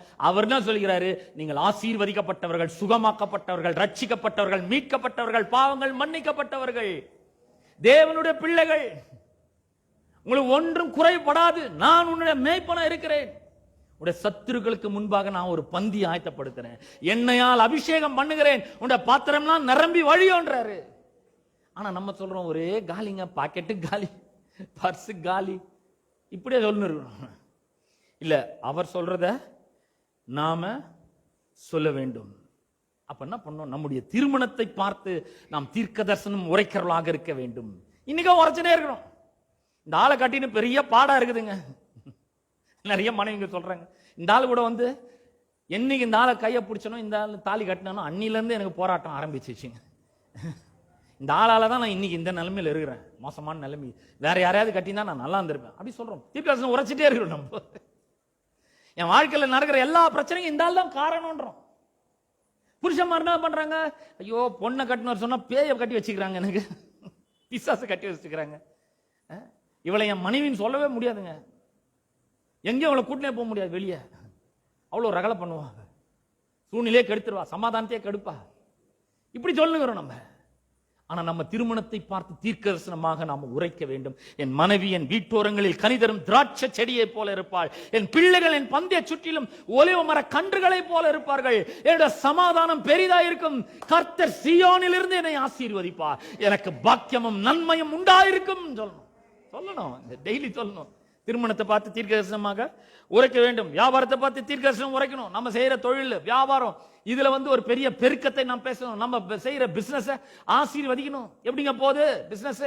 ஐயோ அது ஏன் கேக்குறீங்க? பிசினஸ் ஒரே கையை கடிக்குது, ரொம்ப கையை கடிக்குதுங்க, ஒரே லாஸ். இப்ப சீசன் இல்ல, இதெல்லாம் சொல்ல சொன்னாரா? நான் செய்யறது எதுவும் இருந்தாலும் வாய்க்கோங்க, நான் கையை வச்சுக்கிறேன். உள்ள ஆவியானவர் இருக்கிறார், என் கூட கர்த்தர் இருக்கிறாரு, அவர் என்ன விட்டு விலகல, கைவிடல, என் கூடவே இருக்கிறாரு. அவர் சொல்ற, நான் உனக்குள்ள உலாவி உன்னுடைய தேவனா இருக்கிறேன், நீ என்னுடைய ஜனமா இருப்ப, நான் வலது கையை பிடிச்சின்னு நீ பயப்படாத, நான் உனக்கு துணை நிக்கிறேன்னு சொல்லிக்கிறாரு. நான் பயப்பட போறது கிடையாது. என் பிசினஸ் பெருகும், என் பிசினஸ் வளரும், என்னோட வாழ்க்கை நன்றாயிருக்கும் சொல்லணும். நம்முடைய பிள்ளைகளை குறித்து தீர்க்கதரிசனம் உரைக்கிறவர்களாக இருக்க வேண்டும். திருமணம், அப்புறம் பிசினஸ், அப்புறம் பிள்ளைகள். பிள்ளைகளை பார்த்து பொழுதன்னைக்கும் நீ போற இடத்துல என்னதான் பண்ண போறியோ தெரியல அப்படின்னு சொல்லக்கூடாது. அவங்க என்னமோ பண்ணிட்டு போறாங்க, ஆனா நீங்க நல்லா பேசுங்க. நீ நல்லா இருப்ப, வாழ்ந்திருப்ப, சுகமா இருப்ப, நீ எல்லா பிரச்சனையும் சமாளிப்ப. கடவுள் அப்படிப்பட்ட ஞானத்தை உனக்கு கொடுக்கட்டும், கடவுள் அப்படிப்பட்ட அறிவை உனக்கு கொடுத்திருக்கட்டும். பிள்ளைகளை குறித்து நல்ல தீர்க்கதரிசனத்தை சொல்ல வேண்டும். அப்ப இன்னைக்குல இருந்து ஒரு முடிவு பண்ணணும். இன்னைக்குல இருந்து, இப்ப இங்க இருந்து கிளம்பும் போதுல இருந்து நான் ஒண்ணு, என் சூழ்நிலையை பார்த்து நான் என்ன பண்ண போறேன், பேச போறேன். நிறைய பேருக்கு கடவுள்கிட்ட பேச தெரியுது. ஆண்டவரே ஏன் என்ன கண்டுக்க மாட்டேங்கிறீரு? ஞாயிற்றுக்கிழமை கரெக்டா அந்த சர்ச்சுக்கு போறேன், வசனத்தெல்லாம் கேட்கறேன், பிரசங்கெல்லாம் கேட்கறேன், ஏன் என் வாழ்க்கை மட்டும் சரியாக மாட்டேங்குது? அந்த ஆள் நல்லா இருக்கிறாரு, இந்த அம்மா நல்லா இருக்கிறாங்க, என் வாழ்க்கை மட்டும் இதே மாதிரிதா? எவ்வளோ நாள் நான் இந்த மாதிரி இருக்கணும்? எப்போதான் கண்ணு திறக்க போறேன்? இதெல்லாம் சண்டை போடலாம் தெரியுது, ஆண்டவர்கிட்ட பேச தெரியுது. ஆனால் சூழ்நிலையை பார்த்து நமக்கு பேச தெரியல. நம்ம கற்றுக்கொள்ள வேண்டும், நம் சூழ்நிலைகளை பார்த்து பேச வேண்டும். சரி, இப்போ இது ஒரு பார்ட். அருணாசம் உலர்ந்த எலும்புல பார்த்து தீர்க்கதரிசனம் உரை அப்படின்றாரு. அப்ப இந்த மாதிரி உரைக்கும் போது என்ன நடக்கிறது? என்ன நடக்குதுன்னா, நாம படிப்படியாக தீர்க்கதரிசனம் உரைக்கிறவர்களாக இருக்க வேண்டும். பல்வேறு நிலைகள் இருக்கிறது, பல்வேறு படிகள் இருக்கிறது. அப்படிதான் நம்மளுடைய விசுவாசம் எந்த அளவுக்கோ அந்த அளவுக்கு தான் நம்ம இப்படிப்பட்ட ஒரு தீர்க்கதரிசனத்தை உரைக்க முடியும். விசுவாசம் இன்க்ரீஸ் ஆகணும்னா வசனத்தை எடுத்து உள்ள வைக்க ஆரம்பிக்க வேண்டும். கெப்பாசிட்டி வித்தியாசமாய் இருக்கிறது. அப்ப எசேக்கியேல் என்ன பண்றாரு? தீர்க்க தரிசனமாக உரைக்கிறாரு. அப்படி உரைக்கும் பொழுது அந்த ஒரே ஒரு முறை நீங்கள் உயிரடைங்க சொல்லிட்ட பிறகு உடனே எல்லாம் வந்துடுறது கிடையாது. அடுத்த லெவல் இன்னொன்னு இருக்கிறது. அப்போ என்ன நடக்குதுன்னா, நாம இப்ப கேட்கிற பிரசங்கத்தை விசுவாசிச்சு நம்பி, ஆமா இவர் சொல்லிட்டாரு, என் சூழ்நிலையை பார்த்து நான் பேசணும்னு சொல்லி இருக்கிறாரு, சூழ்நிலையை பார்த்து பேச போறேன் அப்படின்னு சொல்லி நம்ம விசுவாசத்துல சூழ்நிலையை பார்த்து விசுவாசத்தோட நாம் பேசும்பொழுது தேவன் அந்த ப்ராசஸை ஆரம்பிக்கிறார். தேவன் என்ன பண்றாரு? அந்த சூழ்நிலையை மாற்றக்கூடிய ப்ராசஸ ஆரம்பிக்கிறார். அப்ப நாம என்ன பண்ணணும்? அதை தொடர்ந்து செய்கிறவர்களாக இருக்க வேண்டும். கண்டினியூஸா செய்கிறவர்களாக இருக்க வேண்டும். இரண்டாவது ஸ்டேஜ் என்னன்னா, எசேக்கியேல் 37ஆம் அதிகாரத்துல 4ஆம் வசனத்துல அவர் சொல்றாரு, உலர்ந்த எலும்புகளே கர்த்தருடைய வார்த்தையை கேளுங்கள் அப்படின்றாரு. 4ஆம் வசனம் 37:4 கடைசி பகுதியில் சொல்றாரு, கர்த்தருடைய வார்த்தையை கேளுங்கள். உலர்ந்த எலும்புகள் என்னது? அது அந்த கடுமையான சூழ்நிலையை குறிக்கிறது. சூழ்நிலை தான் அந்த ட்ரை போன்ஸ். உலர்ந்த எலும்புகளே கர்த்தருடைய வார்த்தையை கேளுங்கள்னு நீங்க என்ன சொல்லணும்? வியாதியே கர்த்தருடைய வார்த்தையை கேளு, கடன் பிரச்சனையை கர்த்தருடைய வார்த்தையை கேளு, பொருளாதார குறைவை தாட்சியை கர்த்தருடைய வார்த்தையை கேளு. டைரக்டா சிச்சுவேஷனை பார்த்து பேசணும். அப்படி பேசும்போது என்ன நடக்கிறது? இப்ப என்ன நடக்குதுன்னு பார்க்கலாம்.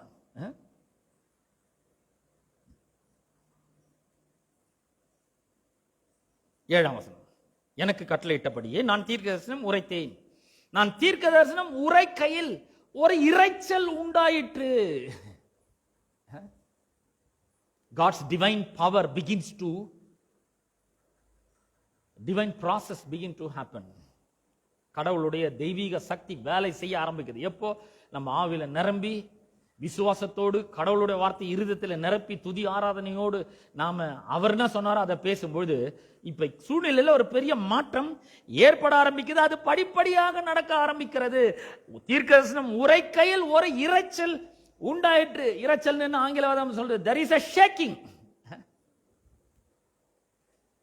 ஷேக்கிங்னா கர்த்தர் அந்த சூழ்நிலையை இயக்க ஆரம்பிக்கிறார், மாற்ற ஆரம்பிக்கிறார், கலக்க ஆரம்பிக்கிறார். எப்படி அது நமக்கு தெரியுதுன்னா, இந்த சத்தம் வருது பாருங்க, அதுவே நமக்கு ஒரு பெரிய இரைச்சல் உண்டாயிற்று. அப்புறம் அசைவு உண்டாகிறது. There is a shaking and there is a vibration.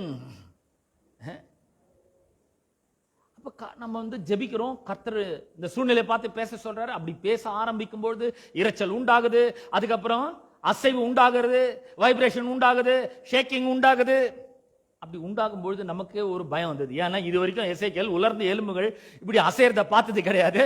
உலர்ந்த எலும்புகள் அது வந்து ஒரு இரைச்சல் போடுறத கேட்கல. ஏன் இரைச்சல் உண்டாகுது அப்படின்னு சொன்னா, அங்க ஒவ்வொரு எலும்பும் தன் தன் எலும்போட போய் சேர்ந்து கொண்டது. ஒரு பெரிய டுகெதர்னஸ் அங்க உண்டாகிறது. ஒரு தலை அங்க எங்கேயோ இருக்கலாம், பல கிலோமீட்டர் தள்ளி கால் இருக்கலாம், இன்னொரு இந்த பக்கம் ஈஸ்ட் பக்கம் வந்து கை இருக்கலாம். ஆனா அங்கங்க அந்தந்த எலும்புகள் எகிரி குதிச்சு ஓடி வந்து, கொஞ்சம் கற்பனை பண்ணி பாருங்கள் என்னோட சேர்ந்து, எகிரி குதிச்சு ஓடி வந்து அப்படியே ஒன்னோட ஒன்னு சேர ஆரம்பிக்கிறது.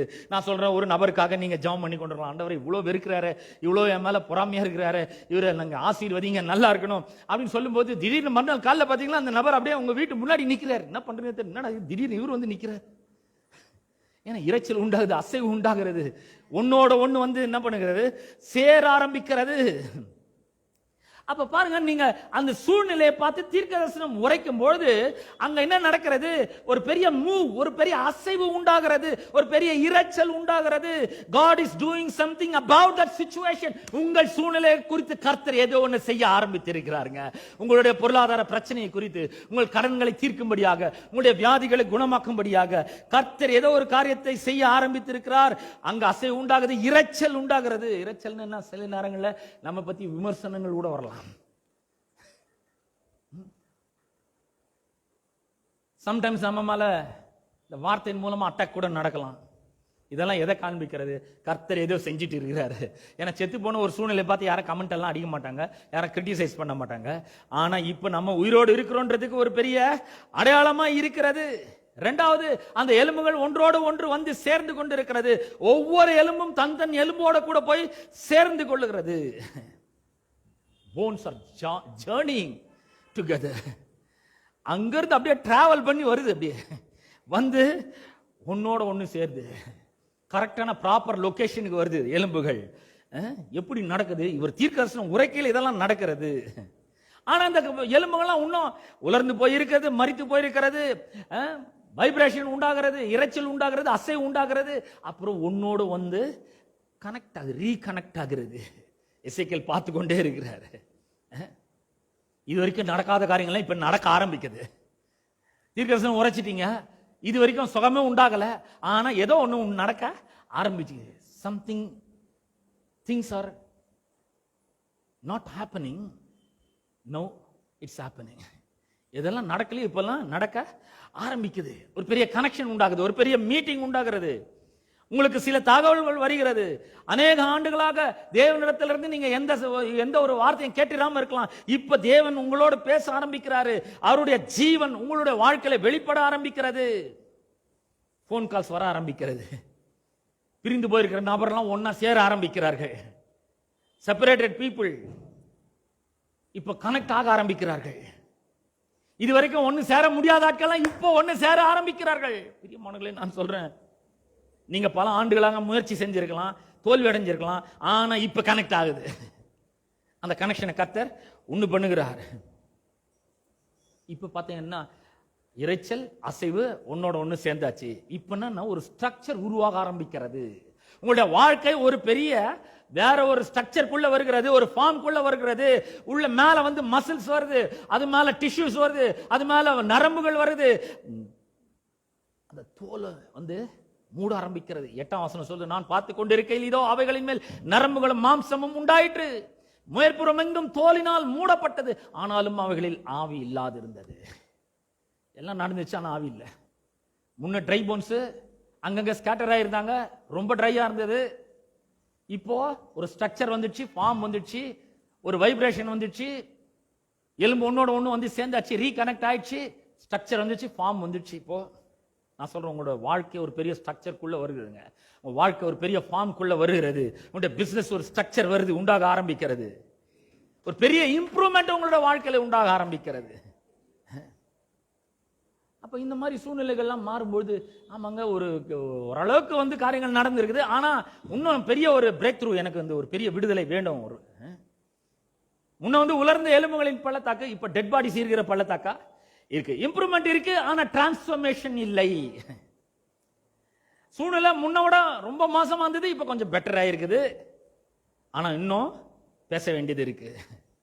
இப்போ அவர் சொல்றாரு 9ஆம் வசனத்துல, அப்பொழுது அவர் என்னை பார்த்து, நீ ஆவியை நோக்கி தீர்க்கதரிசனம் உரை. இப்ப சொல்றாரு 2வது ஸ்டேஜ் இது தீர்க்கதரிசனம் உரைக்கிறதுல. முதல்ல சூழ்நிலையை பார்த்து சொல்றாரு, இப்ப அட்மாஸ்பியர் பார்த்து, சூழ்நிலை இல்ல, இப்ப வந்து ஆவியை பார்த்து தீர்க்கதரிசனம் உரை. மனுபுத்திரனே, நீ தீர்க்கதரிசனம் உரைத்து ஆவியை நோக்கி கர்த்தராகிய ஆண்டவர் உரைக்கிறது என்னவென்றால், ஆவியே நீ காற்று திசை 4லும் இருந்து வந்து கொலையுண்ட இவர்கள் உயிரடையும்படிக்கு இவர்கள் மேல் ஊது என்று சொல் என்றார். எனக்கு கற்பிக்கப்பட்டபடியே நான் தீர்க்கதரிசனம் உரைத்தேன். அப்பொழுது ஆவி அவர்களுக்குள் பிரவேசிக்க அவர்கள் உயிரடைந்து காலூன்றி மகா பெரிய சேனாய் நின்றார்கள். பிரியமானவர்கள், நான் உங்களுக்கு சொல்றேன், முன்னாவது கண்ணில் பார்க்குற அளவுக்கு உலர்ந்த எலும்புகள் இருந்துச்சு, இப்ப ஒண்ணுமே இல்ல. ஆகாயத்தை பார்த்து ஆவியை பார்த்து தீர்க்கதரிசனம் உரைன்றாரு. காற்றின் 4 திசைகள்ல இருந்து வந்து இவர்கள் மேல ஊதுன்றாரு. கண்ணுக்கு ஒண்ணுமே தெரியல, ஆனா பேச சொல்றாரு. நான் சொல்றேன், அந்த மாதிரி பேச ஆரம்பிக்கணுங்க. ட்ரெயின் ஆகணும். நம்ம எல்லாவற்றையும் ஆண்டவர் சொல்ற மாதிரி நம்ம பேச ஆரம்பிக்கணும். இந்த உலகத்தை பார்த்து, நம்முடைய சூழ்நிலைகளை பார்த்து நாம பேசும்பொழுது அவைகள் மாற ஆரம்பிக்கிறது. நீங்கள் ஆசீர்வதிக்கப்பட்டவர்களாய் இருப்பீர்கள். இப்படி தீர்க்கதரிசனம் உரைக்கும் போது என்ன நடக்குதுன்னா, ஒரு பெரிய அவேக்கனிங் நடக்குது, ஒரு பெரிய உயிர் மீட்சி அங்கே நடக்க ஆரம்பிக்கிறது. God inspires and give new life. முதல்ல இந்த உலர்ந்த பள்ளத்தாக்கு வந்து இப்ப உயிரடைந்த பெரிய சேனையின் பள்ளத்தாக்க மாற ஆரம்பிக்கிறது. இப்ப உயிர் இருக்கு. இப்போ ஒரு பெரிய அவேக்கனிங். ஆவி வந்து உயிரோடு எழுந்து பெரிய சேனையாக நிற்கிறார்கள். இப்ப அந்த சேனை முழுக்க பாட ஆரம்பிக்கிறது, கர்த்தர் நல்லவர், அவர் கிருபை என்றும் உள்ளது என்று பாட ஆரம்பிக்கிறார்கள். நான் சொல்றேன், இது என்ன நடக்குது? 4 திசையிலும் பார்த்து தீர்க்கதரிசனம் உரைன்றாரு. உலகத்தினுடைய எல்லா பக்கங்களிலிருந்து உங்களுக்கு ஆதரவு பெருகும், உங்களுக்கு ஒரு பெரிய தயவு உண்டாகும், கடவுளுடைய கிருபை பெருகும். உங்களுக்கு இந்த ஸ்பிரிட், இந்த வந்து இன்னோவேஷன் வந்து, உங்களுக்கு இந்த ஆசீர்வாதங்கள் வந்து ஜெர்மனில இருந்து வர ஆரம்பிக்கிறது. எங்க வருது பாருங்க. இந்த அட்மாஸ்பியர் பார்த்து பேச ஆரம்பிச்ச உடனே காற்றின் 4 திசைகளில் இருந்து ஆவி வந்து அவங்களுக்குள்ள புகுந்து அவர்கள் பெரிய சேனையாய் எழும்பி நின்றார்கள். நான் சொல்றேன், உங்களை ஆசீர்வதிக்கிறதுக்காக கர்த்தர் எல்லா தேசங்களையும் திருப்புகிறார். உங்களுக்கு தயவு வந்து கிடைக்கும்படி பண்ணுகிறார். உங்களுக்கு அமெரிக்காவிலிருந்து பெரிய பெரிய தயவுகள் வர ஆரம்பிக்கிறது, ஜெர்மனியில இருந்து வர ஆரம்பிக்கிறது, யூகேல இருந்து வர ஆரம்பிக்கிறது, ஆசீர்வாதம் ஆஸ்திரேலியால இருந்து வர ஆரம்பிக்கிறது. உலகத்தின் பல பகுதிகளில் இருந்து உங்களுக்கு ஆசீர்வாதம் வந்து குவிய ஆரம்பிக்கிறது. எல்லா பக்கத்துல இருந்து வா வந்து இவர்கள் மேல ஊது. இது ட்ரையா இருக்கலாம், ரொம்ப ட்ரையா இருக்கலாம், வெயில்ல காஞ்சிருக்கலாம், தீஞ்சு போயிருக்கலாம். ஆனா இப்ப நான் சொன்ன அவேக்கனிங் உண்டாகும், பெரிய சேனையா எழும்புவார்கள். ஆவி அதுக்குள்ள வந்து நிரப்பும். அவர்கள் பெரிய சேனையாய் எழும்பி நின்றார்கள். நம்ம சொல்ல வேண்டியது என்னன்னா, hear the voice of the Lord. Dry bones, dry situation, hear the voice of the Lord. உங்க சூழ்நிலை எதுவோ அதை விரலை நீட்டி சொல்லுங்க, கடனே இயேசுவின் நாமத்திலே நான் உனக்கு கட்டளையிடுகிறேன், நீ கர்த்தருடைய வார்த்தையை கேள் என்று சொல்லுங்கள். வியாதியே கர்த்தருடைய வார்த்தையை கேள். கையை நீட்டி சொல்லுங்க, விரலை நீட்டுங்க. எனக்கு முன்னாடி இந்த பிரச்சனை மலை மாதிரி நின்று இருக்குங்க, இதை விட போறது கிடையாது. நான் இது கர்த்தருடைய வார்த்தையை கேட்கும்படி நான் செய்வேன். கர்த்தருடைய வார்த்தையை கேளுங்கள். உலர்ந்த எலும்புல கேட்டுச்சு, டெட் பாடிஸ் எல்லாம் கேட்டுச்சு. நான் சொல்றேன், உங்களுடைய டெட் சிச்சுவேஷன் கண்டிப்பா கேட்கும், உங்களுக்கு சுகம் உண்டாகும். நீங்க சொல்லுங்க, rise, be strong, be healed, be blessed, be prosper, come together, begin to command the thing. கட்டளையிட ஆரம்பிங்க. நான் சொல்றேன், அப்படி கட்டளையிட ஆரம்பிக்கும் பொழுது இயேசுவின் நாமத்தினால நீங்க சொல்ற எல்லாமே ஒரு பெரிய சேனையா எழும்பி நிற்கும். உங்களுடைய ஊழியம் கட்டப்படும், உங்களுடைய வியாபாரம் கட்டப்படும், உங்களுடைய திருமண வாழ்க்கை கட்டி எழுப்பப்படும், உங்களுடைய பிள்ளைகள் கட்டி எழுப்பப்படுவார்கள், அவர்களுடைய வாழ்க்கை கட்டி எழுப்பப்படும், அவர்களுடைய எதிர்காலங்கள் கட்டி எழுப்பப்படும், குடும்பங்கள் கட்டி எழுப்பப்படும். முன்னேறி செல்வீர்கள், ஒரு பெரிய ராணுவ வீரர்கள் மாதிரி. அவர் கேட்கிறார், மனுபுத்திரனே, இந்த கடுமையான சூழ்நிலை மாறுமா? உனக்கு நம்பிக்கை இருக்கா? ஆமா, கண்டிப்பா மாறும். இந்த இந்த எலும்புகள்லாம் நிச்சயமாக உயிர் அடையும். சொல்றேன், இயேசுவின் நாமத்தினாலே ஒவ்வொரு நாளும் நீங்கள் தீர்க்கதரிசனம் உரையுங்கள். உரைக்க அது கண்டிப்பா கொஞ்சம் கொஞ்சமா அது நடக்க ஆரம்பிக்கிறது. எப்படி முதல்ல ஒரு இரைச்சல் உண்டாகுது, அப்புறம் அசைவு உண்டாகுது, அப்புறம் ஒன்னோட ஒண்ணு வந்து சேருது, அதுக்கப்புறம் காற்றை பார்த்து தீர்க்கதரிசனம் உரைக்கணும். முன்னவாது எலும்பு இருந்துச்சு கண்ணில் பார்க்குற மாதிரி, இப்போ ஒண்ணுமே கிடையாது, ஆவியை பார்த்து தீர்க்கதரிசனம் உரைன்றாரு. ஆனா உலகத்தினுடைய 4 பக்கங்களிலிருந்து இந்த ஆவி வந்து இந்த மரித்த சடலங்களுக்குள்ளே போய் அவங்களெல்லாம் உயிரோடு எழும்பி நிற்க வச்சு ஒரு பெரிய சேனையாக அவர்கள் எழுந்து நின்றார்கள். நான் சொல்றேன், உங்களுடைய வாழ்க்கையிலும் கர்த்தர் அப்படிப்பட்ட நம்பிக்கையற்ற சூழ்நிலையில நீங்க பார்த்து கர்த்தருடைய பலத்தோடு கூட நீங்க பேசும்பொழுது நான் சொல்றேன், உங்களுக்கு சுகம் உண்டாகும், ஆசீர்வாதம் உண்டாகும். உங்களுடைய சூழ்நிலைகள், மரித்து போன சூழ்நிலைகள்லாம் உயிரடைய ஆரம்பிக்கும். சிதறி போயிருக்கிற திருமண வாழ்க்கைகள் ஒன்று கூட ஆரம்பிக்கும். இதுவரைக்கும் கனெக்ஷன் கட்டா இருந்தவங்க எல்லாம் ஒன்னா வந்து சேர ஆரம்பிப்பார்கள். ரீகனெக்ஷன் உண்டாகும், அவேக்கனிங் உண்டாகும், ஒரு பெரிய ஆசீர்வாதம் உண்டாகும். அவர்கள் எழுந்து எப்படி திரளாய் ஒரு சேனையை நின்றார்களோ அதுபோல நீங்கள் கர்த்தருக்காக எழும்பி நிற்பீர்கள். ஆடல் உண்டாகும், பாடல் உண்டாகும், துதி உண்டாகும், கீதங்கள் உண்டாகும். நீதிமானுடைய கூடாரங்களிலே ரட்சிப்பின் கம்பீர சத்தம் வழங்கும் இருக்குங்க. கண்டிப்பா நான் சொல்றேன், இந்த சோகமெல்லாம் ஒழிச்சு கட்டணும். நம்ம வாழ்க்கையில இருந்து துக்கத்தெல்லாம் தொடச்சி எறியணும், கண்ணீரெல்லாம் தூக்கணும். நம்ம இது நம்ம கண்ணீர் விடுறதுக்காக இல்ல, வேதனைப்படுறதுக்காக நம்ம இல்ல, இங்க நாம தீர்க்கதரிசனம் உரைக்கிறதுக்காக இருக்கிறோம். பரிசுத்த ஆவியானுடைய உதவியோடு கூட கடவுளுடைய வார்த்தை இருதயத்தில் நிரப்பி பாடலோடும் துதியோடும் ஆராதனையோடும் நம்முடைய சூழ்நிலைகளை பார்த்து பேசும்போது நான் சொல்றேன், அது எவ்வளோ மோசமான நிலைமையில் இருந்தாலும் அது சீரடையும் கண்டிப்பா. ஏன்னா அது கர்த்தருடைய வார்த்தையை கேட்கும். நாம் யாரும் எழுந்து நிற்போம், எல்லாரும் எழுந்து நிற்போம், எல்லாரும் கர்த்தரை நோக்கி பார்ப்போம். உங்க வாழ்க்கையில இன்னைக்கு கடுமையான சூழ்நிலை எதுவா இருக்கு? ஒருவேளை அது வியாதியா இருக்கலாம், குடும்ப பிரச்சனையா இருக்கலாம், திருமண பிரச்சனையா இருக்கலாம், அல்லது பொருளாதார பிரச்சனையா இருக்கலாம், கடன் பிரச்சனையா இருக்கலாம், இல்ல சரீரத்தில் அங்கங்க வலிகள் வேதனைகள் இருக்கலாம். எதுவா இருந்தாலும் சரி, அந்த சூழ்நிலையை பார்த்து டைரக்டா பேசணும்ன்றாரு ஆண்டவர். நேரடியாக அந்த சூழ்நிலையை பார்த்து நீங்கள் பேசுங்க. கர்த்தர் உங்களுடைய சூழ்நிலையை மாற்ற விரும்புகிறார். அதனால தான் இதை உங்களுக்கு கற்றுக் கொடுத்திருக்கிறார். அங்க ஒரு பெரிய இரைச்சல் உண்டாக போகிறது, வைப்ரேஷன் உண்டாக போகிறது, டுகெதர்னஸ் உண்டாக போகிறது. அந்த போன்ஸ் எல்லாம் எப்படி டிராவல் பண்ணி ஒன்னோட வந்து சேர்ந்துச்சோ அது போல பல இடங்களிலிருந்து உங்களுக்கு அழைப்புகள் வரப்போகிறது, வியாபார தொடர்புகள் ஏற்பட போகிறது. நீங்கள் நல்ல நிலைமைக்கு வருவதற்கு என்னவெல்லாம் செய்ய வேண்டுமோ அது எல்லாவற்றையும் கர்த்தர் ஏற்கனவே செய்து முடித்திருக்கிறார். ஒன்னே ஒண்ணுதான் பாக்கி, நாம இப்ப பேசணும், அவ்வளவுதான். நல்ல வரல நீட்டி பேச ஆரம்பிங்க. இப்பவே இங்கே ஸ்டார்ட் பண்ணுங்க. அதை இங்கே ஸ்டார்ட் பண்ணிட்டா உங்களுக்கு வீட்டுக்கு போய் பேசுறதுக்கு ரொம்ப சுலபமா இருக்கும், டெய்லி பேசுறதுக்கு ரொம்ப சுலபமா இருக்கும். இயேசுவின் நாமத்தினாலே பேச ஆரம்பிங்கள். அன்பின் பிதாவே, உம்முடைய குமாரனாகிய இயேசு கிறிஸ்துவின் நாமத்திலே உம்மண்டை நாங்கள் வருகிறோம். ஆண்டவரே, உலர்ந்த எலும்புகள் உயிரடைமா என்று கேட்டீர். ஆண்டவரே, எங்களுக்கு தெரியாது, எனக்கு தெரியாது, என் சக்திக்கு மீறினதா இருக்குது, என் கையை மீறி போயிருக்குது. ஆனா இது உம்முடைய வல்லமைக்கு உட்பட்டதா, உம்முடைய சக்திக்கு உட்பட்டதா இருக்கு என்பதை நான் விசுவாசிக்கிறேன். ஆண்டவரே, ஆண்டவரே, எனக்கு தெரியாது, ஆனா உமக்கு தெரியும் என்று நான் சொல்லுகிறேன். ஆண்டவரே, எந்த சூழ்நிலையும் உமக்கு மீறி போகவில்லை. ஆண்டவரே, உம்முடைய கையை மீறி போகவில்லை என்பதை நான் விசுவாசிக்கிறேன்.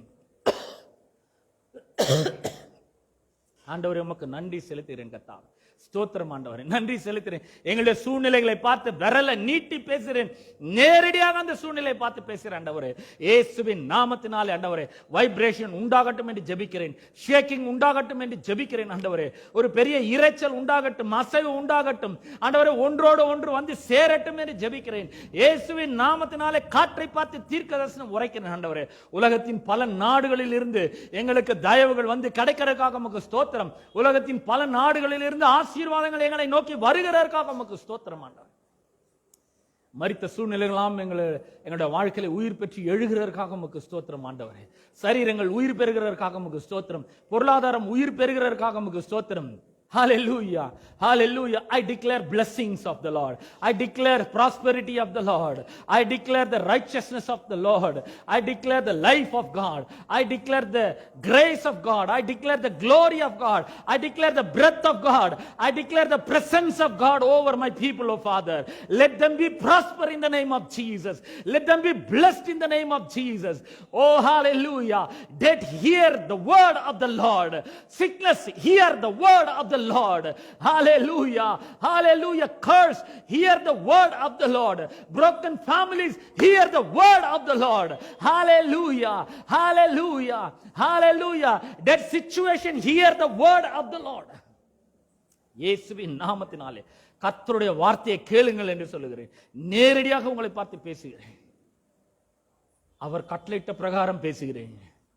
நான் ஆசீர்வதிக்கப்பட்டேன். நாங்கள் குணமாக்கப்பட்டவர்கள், பாவங்களாம் மன்னிக்கப்பட்டவர்கள், தேவனுடைய பிள்ளைகள், நீதிமான்கள், பரிசுத்தவான்கள் என்று நாங்கள் சொல்லுகிறோம். We declare and decree, O Father, surely it will come to pass. In the name of Jesus I pray. I bless my people, O Father. ஓ மக்க நன்றி செலுகிறேன். இயேசுவின் நாமத்தினாலே ஆசீர்வாதங்கள் இவர்களுக்கு கரைபுரண்டு ஓடட்டும் என்று ஜெபிக்கிறேன். ஆரோக்கியத்தோடு இருக்கட்டும் என்று ஜெபிக்கிறேன். சமாதானத்தோடு வாழட்டும் என்று ஜெபிக்கிறேன். ஆண்டவரே, நல்ல வாழ்க்கைக்கு நேராக இவர்கள் எழும்பட்டும் என்று ஜெபிக்கிறேன். ஆண்டவரே, இவர்கள் எழும்பி பிரகாசிக்கட்டும் என்று ஜெபிக்கிறேன். ஆண்டவரே, கர்த்தர் பெரிய காரியங்களை செய்வீராக, மக்களை ஆசீர்வதிப்பீராக. துதி கன மகிமை எல்லாவற்றும் ஒருவருக்கே நாங்கள் செலுத்துகிறோம். இயேசுவின் நாமத்தில் ஜெபிக்கிறோம் பிதாவே, ஆமென். நம்முடைய கர்த்தராகிய இயேசு கிறிஸ்துவின் கிருபையும் பிதாவாகிய தேவனுடைய அன்பும் பரிசுத்த ஆவியானவருடைய ஐக்கியமும் பாதுகாலும் வழிநடத்தலும் இன்னும் என்றும் சதா காலங்களிலும் நாம் அனைவரோடும் என்றும் இருப்பதாக. ஆமென்.